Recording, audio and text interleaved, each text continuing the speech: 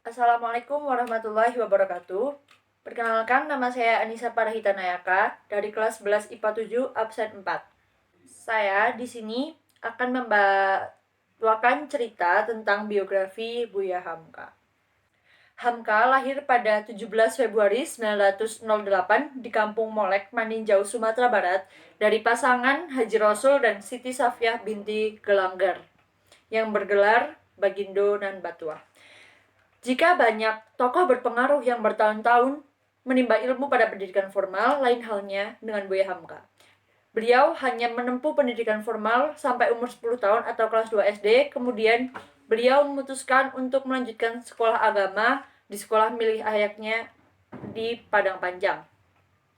Hamka mulai serius mempelajari agama Islam serta bahasa Arab.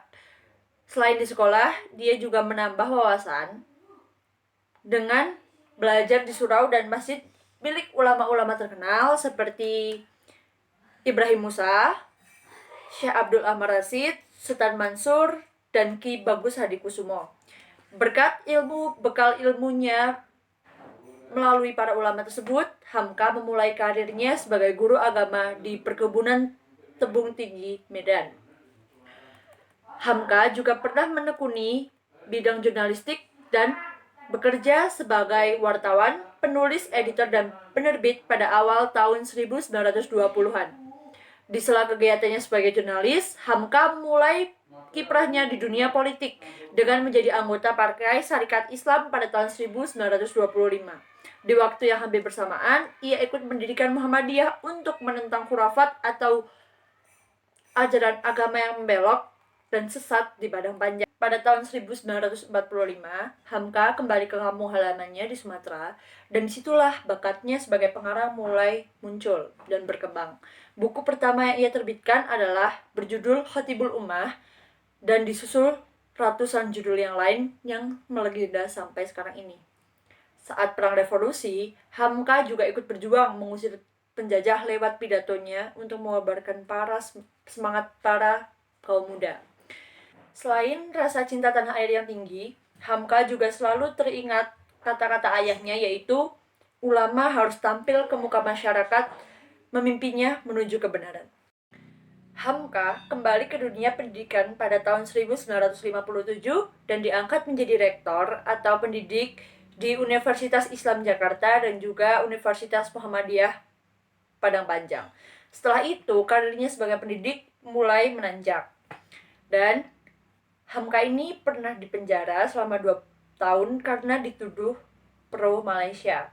Akan tapi, meskipun dia dalam penjara, beliau ini dapat menciptakan buku yang sangat legendaris sampai sekarang, yaitu Tafsir Al-Azhar. Itu diambil dari nama masjid yang sering beliau datangi untuk menimba ilmu atau untuk sholat. Di samping sebagai ulama dan politisi yang berpengaruh, Buya Hamka juga dikenal sebagai sastrawan yang sangat amat cerdas. Dengan kemampuan bahasa Arabnya yang sangat mumpuni, dia berhasil menerjemahkan dan mendalami tafsir-tafsir atau hasil karya para ulama Timur Tengah seperti Zaki Mubarak, Jurji Zaidan, Abbas Al-Afat, Mustafa Al-Mamfiti, dan yang lain banyak. Tak hanya lewat tulisan, Hamka juga menunjukkan akhlak yang sangat mulia dan suri tauladan bagi para pengikutnya. Hamka ini terkenal sebagai sosok yang paling murah hati dan pemaaf. Berdirinya MUI adalah jasa Hamka terhadap bangsa dan negara, karena Hamka berhasil membuat MUI sebagai lembaga yang independen dan lepas dari organisasi-organisasi yang lain. Tanpa Buya, lembaga itu tidak akan pernah bisa berdiri seperti sekarang.